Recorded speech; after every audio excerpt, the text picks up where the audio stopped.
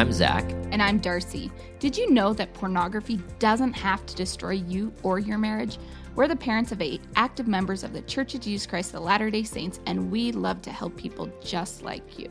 We're here to share hope and healing as we take you through our journey and the journeys of our amazing clients to greater joy and love. Come grow with us to a happier, more meaningful life. Welcome to the Self-Mastery Podcast. Hey, everybody, and welcome to another beautiful Mastery Monday here on the Self-Mastery Podcast. I'm your host, Zach Spafford. Happy 24th of July. It's Pioneer Day here in Utah. It's a local holiday, so, we're having fun. We're celebrating. We're not doing anything exciting, let me tell you. But so Pioneer Day is also Carly's birthday, and so Carly's 13. We now have 4 teenagers in our house. So if you think your life is awesome, just wait until you can get 4 teenagers in it. One of the books that I often recommend to my clients is a work by Robert Glover. His book, No More Mr. Nice Guy, is a guide to men who have struggled to get what they want in love, sex, and life. So I'd like to share one of the key concepts from this book and a little bit of a caution as you begin to integrate any of the, if you read the book, there are some ideas in here that you may try to integrate, and they may not be the best for you, but we'll talk about that here in a minute. First, what is a nice guy? So, the name of the book is No More Mr. Nice Guy. So, as Dr. Glover calls it, nice guy syndrome is what he's really talking about. And it's essentially this. Nice guys are men, and women can be this as well, but his focus is men because he's a man, and that's the audience that he essentially wrote the book to. These are men who, at the expense of their own happiness and from a position of hiding real and important parts of themselves, seek the approval of others. So we do this at work, we do this in our church callings, and we do this in our personal lives, particularly as part of our marriages. So what this looks like is often saying yes to things that we are not fully on board for in an effort to gain approval of those around us. So, your boss, you say things yes to your boss when really you should be saying no. Maybe you're overworked or, taking on any additional responsibilities might not be appropriate, but you say yes because you want your boss to like you. We do this at church. If you have a church calling or a church thing that you're in charge of and you take on just one more responsibility, even though, saying yes to that is not really in your best interest or even in the best interest of those around you, and you're doing it because I want, the pastor or, the bishop or whoever to think well of me. And we do this really a lot with our spouses, and I'm going to talk about this a little bit more in depth because this is really the focus of a lot of the work that I've done and a lot of the work that the men who and women who are struggling with pornography are doing. It's really in our personal marriage relationship. So, some of you are thinking, well, saying yes, maybe that's not problematic. Being a person who serves in the community is often a well-regarded thing. But this is an overwhelming need to seek approval from others at the expense of our own honesty. And that position really creates problems over time. And one of the ways that we do this is a thing called a covert contract. And this is what I wanted to talk to you guys about, right? So that overwhelming need that we have to seek the approval of others at the expense of our own honestly held position creates these covert contracts. So covert contracts are actions that we take in order to obligate others to take actions that validate us without their consent. So an example of this might look like a spouse doing all the right things around the house, doing the dishes and cleaning up the house and getting the kids to bed and so on, in order to get their partner to have no possible excuse to say no to having sex. At its core, a covert contract is a manipulation of those around you, in particular our spouses, into giving you validation through things like sex in a quid pro quo that the other party has not fully agreed to. So some of you are listening to this and you're saying, well, how else am I supposed to get my partner to have sex with me? She always has some reason not to, unless I maneuver her into feeling like she has to. When we create these covert obligations, in the long run, we end up alienating our partners, and we actually get less of the things we want, including intimacy and sex. And in this, we are essentially manipulating our partners for coerced validation at the expense of, real self-validation and their real desire for us. What I find here is that many men feel like getting some sex, even bad sex, servicing-based sex, is better than no sex.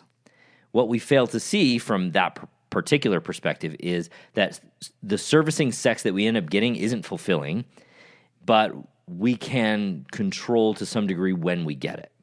Now, that control is the thing that you and your partner will eventually push back against and may create damage to your relationship that's difficult to reconcile in the long run. By the way, both men and women do this. Hopefully my mom's not listening. My mom once told me that if she wanted something from dad, she would have sex with him and then ask him about it, whatever it was that she wanted. And he was much more likely to give in to her position if she did that. So, you women out there, if you're thinking about this and you're listening to this, you're going, is there a way that I engage in this? Yeah, there's a good chance that you do. I mean, I want everybody who's listening to this, though, to really be clear. I'm not pointing this out to you to make you feel bad about it. I'm pointing it out to you so that you can self-confront on it and get to a position where you're no longer doing it because you choose not to, not because you felt bad about it. So how do we stop creating covert contracts? And I'm going to give you two things that you can do. One is the process of leaving behind covert contracts is letting go of the outcome, and the other is becoming more desirable. So let's start with being more desirable. Most of us, if we take a few moments to examine our lives, can see a number of things that we would like to change or improve about ourselves. And those of us who engage or have engaged in covert contracts are often fundamentally dishonest about what's real and truly going on for us internally, meaning we don't really tell our partner what's true. We often tell them what we think that they want to hear, and we tell them what we think we want them to hear.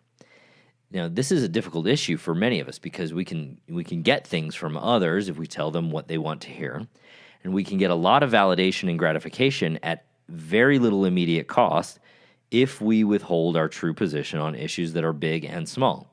The problem with this is that for your partner to desire you, to really want to create intimacy and have the kind of desire for you that we really want them to have, we have to be willing to disappoint them, and we have to be willing to suffer rejection from them. So let me tell you what I mean. Becoming desirable, in part, means that I'm willing to face disappointment and rejection from my partner. If we just kind of go along with whatever it is that our partner wants, everything they ever want, and we never disagree with them, and we never tell them what we really want, especially if the thing we want is directly contrary to the thing that they want, so, we have a different opinion, they're not going to trust us, and they will probably get sick of us in the long run. Have you ever had a friend who was like so hard up for friendship, or they just kind of were clingy or whatever, and they never had an idea of their own. They just wanted to follow you around and do whatever you wanted to do. Maybe you are that friend. I don't know. It can be fun for a while because that person is easy to get along with, but eventually you get tired of them, and they become kind of a bother because they don't bring anything to the table. They don't bring anything to the relationship. They're like water in a cup. They just take on whatever shape you are. And that doesn't push you or contribute to your relationship. And I think it's kind of boring. And I'm sure you've also had friends who push you and make you think and help you grow. But sometimes they believe differently than you. And you tolerate that because they contribute to your life in meaningful ways. I have a friend like that who, we sit in opposite sides of political ideas. And, we're not terribly far apart. But there are definitely things where he pushes me and he's like, well, what about this? And I push him back. And that creates meaningful dialogue, and it creates meaningful growth because we're both willing to have that conversation and trust each other to accept us, even though they might reject the idea. And I think it's easier to see and do that with your friends than it is to do it with your spouse. But being able to disappoint your spouse in meaningful ways and for well-considered beliefs is more important than you might think. you've heard me talk about this before on the podcast, but I don't like having pets very much. And it's not that I don't like animals. It's just like I don't like hair, and I don't want to have to find somewhere for them to go when we go on vacation or when we travel. I don't, and I worry about them when we're gone. The cats, it's like, what are they going to do? How are they going to take care of themselves? The dog, oftentimes we take her, and that adds, a level of complexity to whatever it is that we're doing, right? So I tolerate it, but if it were up to me, we wouldn't have pets. Darcy likes them, and she got them, and she was willing to disappoint me because she has a sincerely held desire to have cats. Now, you might think about that, and you're like, well, why is it that, you guys can't have the same opinion about this or come to the same opinion or come to some conclusion where you're on the same page about this?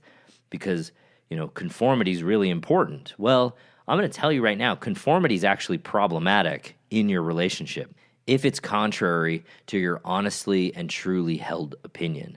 So if you're, conforming to your partnership in a way that is about suppressing what it is that's real and true about you, that's another covert contract, because what you're doing is you're saying, well, I'm going to give up what I want, and I'm going to give up being autonomous here, and I'm going to give up having an opinion so that my partner will like me or so that I will, fit into my partnership better. Now, there are limits, and you have to feel these out and you have to work through them. It isn't one of those things where you go and you create disappointments because you stop being overly nice and you decide to become mean or intransigent and unwilling to compromise. It's a process of feeling your way through it, being solid in the person that you are while being willing to choose closeness with your partner. And this is one of the things that, I have a little bit of a disagreement with the way that Robert Glover approaches some of his activities within the book. It seems like it's very much a let me push against everything. Let me not create conflict for the sake of conflict, but it really is one of those things where it's if you're not careful with this, you can go to the mean side instead of the nice side, and I'll talk a bit about that later. But you got to be careful with this. You need to be solid in the person that you are while being willing to choose closeness with your partner. One thing that I did that changed the dynamic of our sexual relationship was I stopped saying yes to duty sex, or what I like to call servicing sex. That was something that was really difficult and disappointing for both Darcy and me. You might think that it wouldn't be difficult for Darcy, but it really was. One of the reasons that it was difficult was that she could no longer utilize sex as a way to control me. Right? That's right. I said Darcy would sometimes use sex to get me to do things that she wanted. So when I would say no to sex, meant as a servicing type of sex or a management type of sex, even when it was sincerely offered, it was disappointing for Darcy because it took a tool out of her toolbox, and it also required her to reflect more earnestly on how and why she wanted to engage intimately and sexually. For my part, it was disappointing because I realized that she didn't really want me. She only wanted to control me and help me control myself. But if you have a pornography struggle, you know that your partner really can't control you, and you don't want them to, right? And significantly, she can't help you control yourself. So being willing to disappoint your partner by being open about what you really want is a muscle that, if exercised regularly, will become one of your most powerful allies in creating real intimacy and desire in your partner. When I stopped saying yes to sex from a servicing frame, which, in the beginning it probably didn't feel as wrong as it did by the time I stopped doing it, but it really just feels wrong to do it. When I stopped saying yes to that, I started to show and say what I really wanted. So I started to become willing to wait for Darcy's desire to come up and for her to choose me, not just servicing me. And there were disappointed moments for both of us on that journey. In the beginning, Darcy didn't believe me when I would say no, And if, I would say to her, well, if you're not into it, I'd rather do it another time. She didn't believe that at the beginning. And it was there was this process, and I think I've talked about this on the podcast before, but there was this process of her, hearing me say no and her not believing me, and then also just kind of getting to a place where it's like, well, how can I take care of you? What should I do for you? And she was working through that. In the meantime, I was working through being disappointed that we weren't having sex. And that was not easy. But when she would say no, I would have to go inside, and I would have to say, inside my own mind and inside my own sense of emotion and feelings, and say, okay, what's going on here for me? Why do I feel rejected? Why does this feel bad? And am I disappointed that she doesn't want me, or am I disappointed that I'm just not getting some action? And working through that was really important. And in the years since I started doing that, Darcy's desire for me has become a significant driver of our intimacy in ways that make me and her very, very happy. And to be clear, this is different than the immature position that we often see in pop culture and movies, where playing hard to get will eventually reel your partner in until they're, doing everything that you want. I think that's just the mean guy version of the same manipulation tactics. Getting your partner to do what you want by ignoring them, pushing them away, and making them work for your attention is just as manipulative as covert contracts. And in both cases, your partner's going to tire out of that game, and they're going to want to distance themselves from you eventually. So the second way that we can begin eliminating covert contracts also has to do with making yourself more desirable, but it's about letting go of the outcomes. And letting go of the outcomes means choosing closeness with your partner and not needing them to respond in a certain or specific way.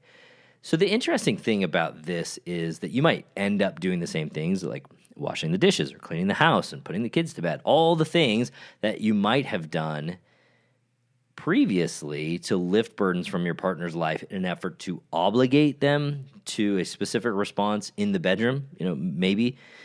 Now, however, you do them without seeking that specific response or expecting to be rewarded for your efforts.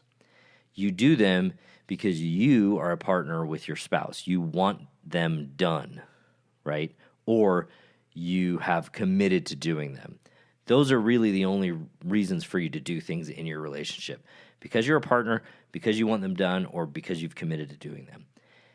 Being able to let go of the outcomes is about changing the meaning behind your actions, possibly more than it may be about changing your specific actions.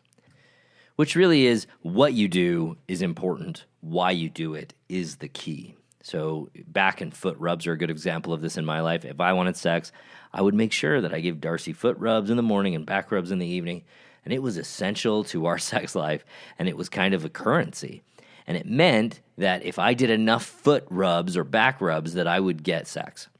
So I would resentfully many times massage her, working up to get enough credit to get what I wanted. While I still rub Darcy's feet and back, I do it a lot less often, and I only do it when I want to, because I want to, and not because she wants me to necessarily. Like, she might ask, and I would say yes or no, but it's only because of my own personal desire. The why of my actions has stopped being about getting rewarded, and it's now, especially in this arena, but maybe just specifically in this arena for the purposes of our conversation, the why is really only about my desire to give to her, not about her to become obligated to something. In coming at it from a place where I'm not working toward a specific outcome, I place myself in a position to be desired for who I am, not for what I do for others. My actions come from a place of self-validated choice, right? To choose my partner rather than seeking for her to validate me and service my wants. It's subtle, and just like in working through covert contracts from a position of being more desirable, we need to work through it in a way that is about feeling our way through it rather than saying, well, it's this specific action that has to change.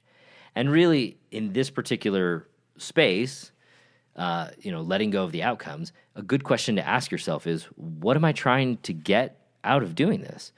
If the answer is anything other than the satisfaction of doing it because I want to or I choose to, then you might want to take a step back, reevaluate, and maybe choose not to do it, or choose to do it, but know that you'll need to work through the emotions and the difficulty of eliminating any expectation from your spouse to validate you for doing it.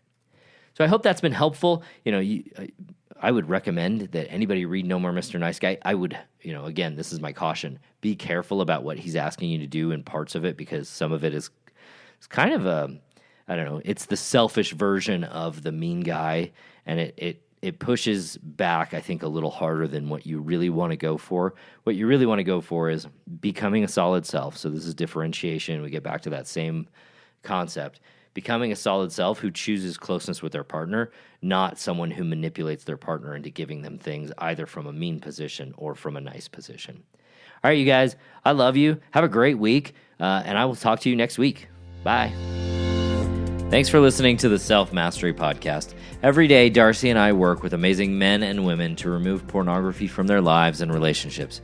If you're ready to take the next step in your journey, let us help you. Sign up for a consult at zachspafford.com/workwithme, and you can set up some time for you or your spouse to meet with me or with Darcy, and we can help you get started on your self-mastery journey.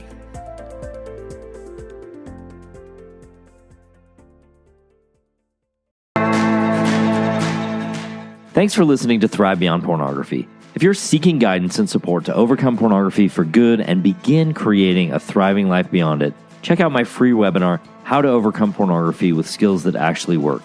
You'll learn practical, proven skills guided by an expert coach who has personally overcome pornography. Whether you're getting started for just yourself or along with your spouse, Darcy and I can teach you the tools that will help you put your life on the right path for you. Be sure to check out the show notes for a direct link, and if you could take a moment to leave a review wherever you listen to podcasts, it would mean the world to us. Your reviews play a significant role in helping others discover the show so they can join us on this transformative journey. Thank you for being part of the Thrive Beyond Pornography community. Until our next episode, stay strong, stay focused, and keep thriving.